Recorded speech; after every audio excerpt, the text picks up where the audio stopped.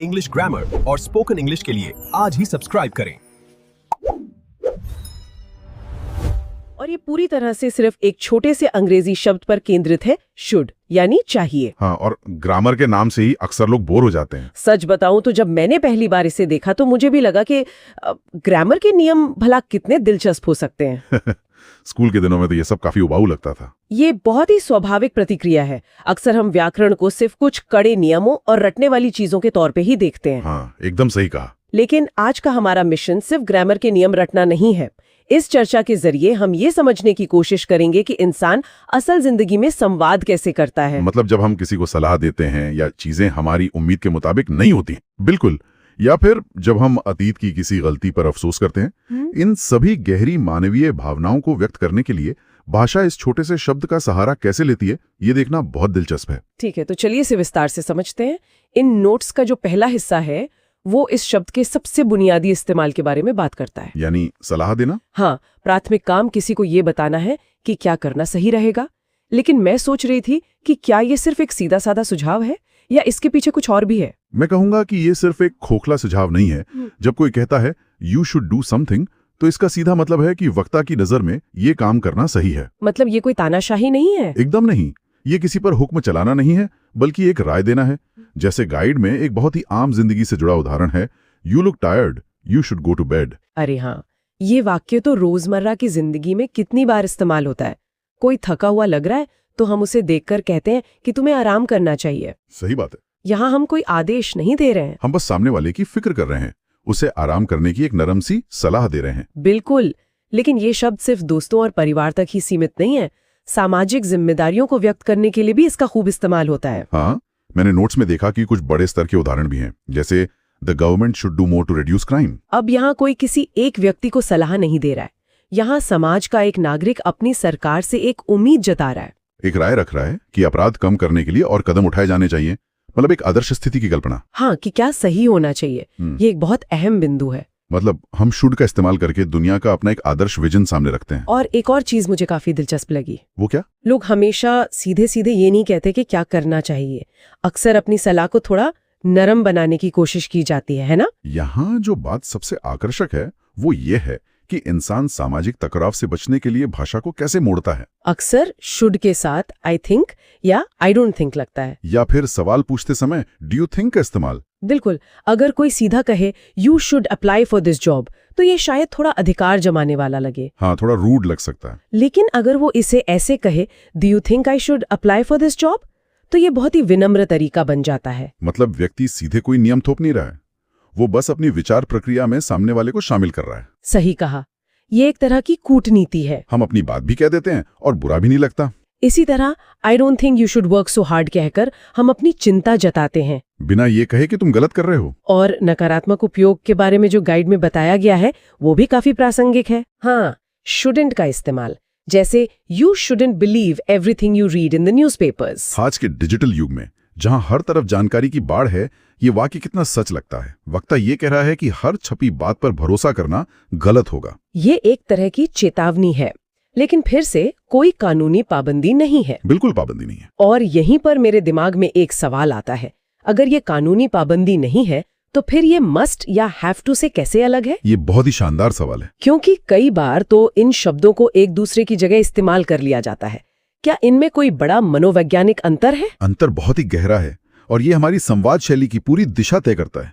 Should का प्रभाव must के मुकाबले काफी हल्का होता है। अच्छा। मान लीजिए किसी ने गलती की है, अगर आप कहें यू शुड अपोलोजाइज, तो इसका मतलब है माफी मांगना एक सही कदम होगा। लेकिन सामने वाले के पास अभी भी चुनने की आजादी है। एकदम सही। आजादी है कि वो माफी मांगे या ना मांगे। समझ गई। मतलब हमने बस एक दरवाजा खोल दिया है, लेकिन उस दरवाजे से गुजरना है या नहीं ये उसी का फैसला है। ठीक। इसके विपरीत अगर कोई कहता है यू मस्ट अपोलोजाइज या यू हैव टू अपोलोजाइज, तो वहां आजादी खत्म हो जाती है। बिल्कुल। आप सामने वाले के सारे विकल्प छीन लेते हैं। मस्ट एक कड़ा आदेश है, इसके पीछे एक सत्ता या मजबूरी होती है। जबकि शुड हमेशा एक नैतिक सलाह के दायरे में रहता है।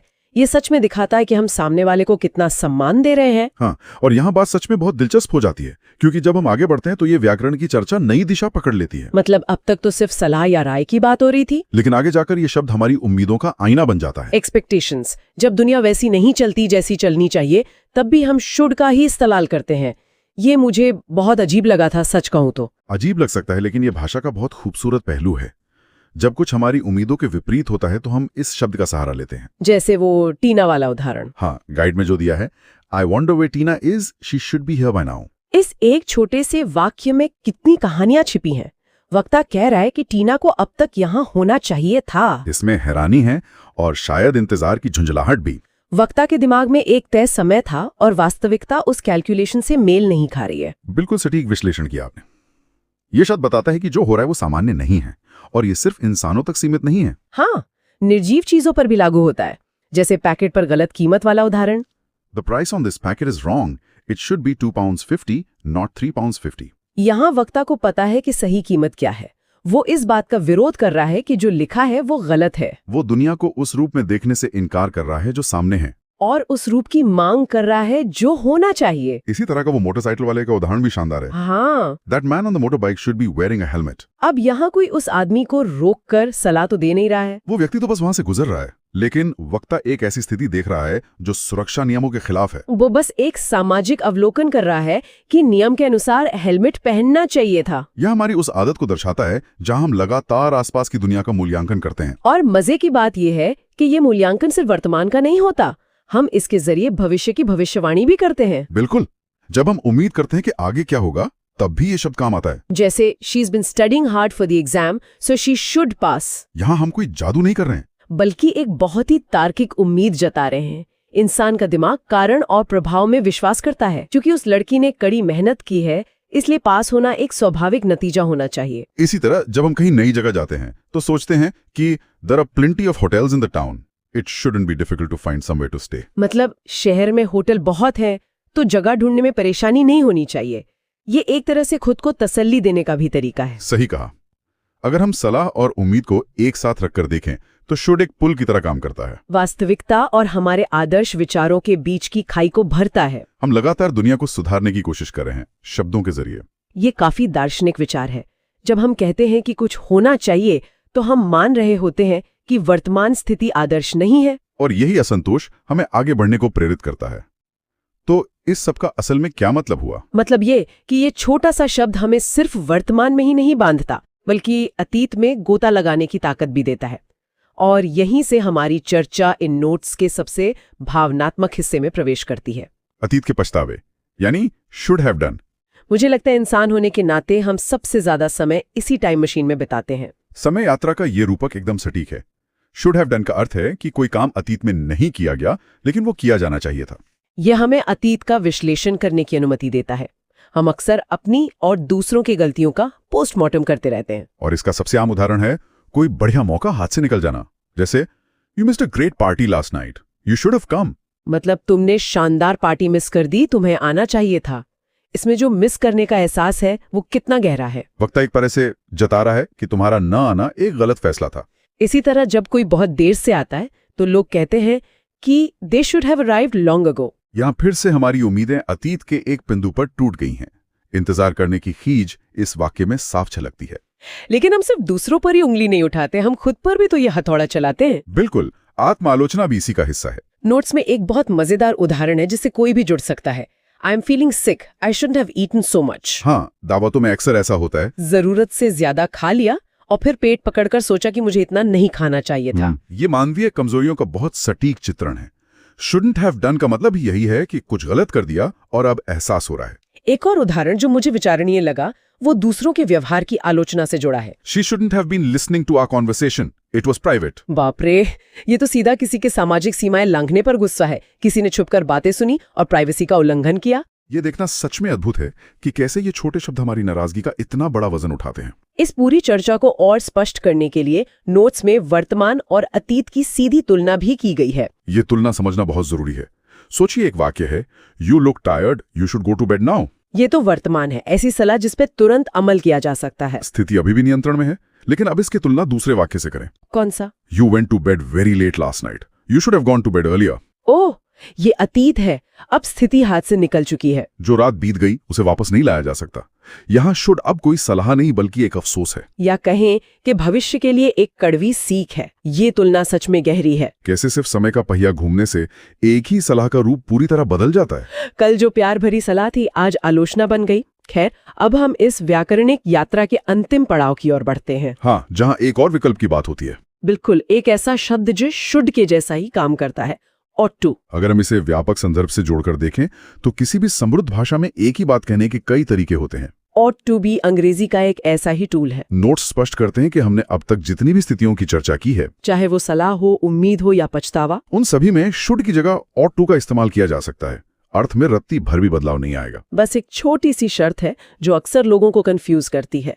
ought के साथ हमेशा to लगाना अनिवार्य है। जी हाँ, अगर हम पुराने उदाहरणों को ही लें तो बात साफ हो जाती है। जैसे जहां हमने पहले पूछा था, do you think I should apply for this job, वहीं हम कह सकते हैं do you think I ought to apply for this job. दोनों का मतलब एकदम समान है। नकारात्मक वाक्यों में भी इसका प्रयोग होता है, जैसे Jack ought not to go to bed so late. इसका सीधा मतलब है कि जैक को इतनी देर से नहीं सोना चाहिए, और अतीत के पछतावे में भी ये उतना ही कारगर है। उस पार्टी वाले उदाहरण में हम कह सकते हैं you ought to have come, और भविष्य की उम्मीदों के लिए शी ought टू पास। मतलब ought to वास्तव में शुड का जुड़वा भाई है, बस कभी कभी सुनने में थोड़ा अधिक औपचारिक लग सकता है। लेकिन व्याकरणिक दृष्टि से दोनों का वजन बराबर है। यह हमें संवाद में विविधता लाने का विकल्प देता है, ताकि एक ही शब्द बार बार इस्तेमाल करके नीरसता न आए। तो अगर हम आज की इस पूरी चर्चा का सार निकालें तो ये बात सामने आती है कि अंग्रेजी का ये छोटा सा शब्द हमारी बातचीत में कितना अहम रोल निभाता है। ये सिर्फ व्याकरण की एक यूनिट नहीं है, बल्कि एक तराजू है जिस पर हम सही और गलत को तौलते हैं। हमने देखा कि ये कैसे विनम्र सलाह देने के काम आता है, कैसे हमारी उम्मीदों को आवाज देता है जब दुनिया हमारे हिसाब से नहीं चलती, और कैसे हमें समय यात्रा कराकर अतीत की गलतियों का विश्लेषण करने का मौका देता है। एकदम सही। ये चर्चा हमें मानव स्वभाव के बारे में बहुत कुछ सिखाती है। और अंत में मैं एक विचार छोड़ना चाहूंगा। आज हमने देखा कि मस्ट की जगह शुड का इस्तेमाल हमें विनम्र बनाता है। हाँ, सामने वाले को विकल्प देता है। लेकिन क्या यह हमेशा सिर्फ विनम्रता का प्रतीक है? आप क्या कहना चाह रहे हैं? मेरा मतलब है, क्या भाषा में शुड का बहुत ज्यादा इस्तेमाल हमारे कड़े फैसले लेने या स्पष्ट नियम बनाने से बचने का एक तरीका बन गया है? अच्छा, मतलब टकराव से बचने का रास्ता। बिल्कुल। क्या हम एक सख्त मस्ट कहने की जिम्मेदारी से बचने के लिए शुड के नरम पर्दे के पीछे छुपते हैं? ये तो सोचने वाली बात है। ये सवाल हमें ये सोचने पर मजबूर करता है कि हम भाषा का इस्तेमाल संवाद के लिए करते हैं या अपनी जिम्मेदारियों से बचने के लिए। ये वाकई बहुत गहरा और सोचने पर मजबूर कर देने वाला विचार है। एक ही शब्द, लेकिन उसके पीछे छिपी हमारी पूरी सामाजिक मानसिकता। बिल्कुल। उम्मीद है कि अगली बार जब भी कोई इस शब्द का इस्तेमाल करेगा तो इन सारी परतों को महसूस कर पाएगा। मुझे भी यही लगता है। आज के इस दिलचस्प विश्लेषण में शामिल होने के लिए बहुत बहुत धन्यवाद। अगली बार एक नई विस्तृत चर्चा के साथ फिर मिलेंगे। तब तक सोचते रहिए और सीखते रहिए।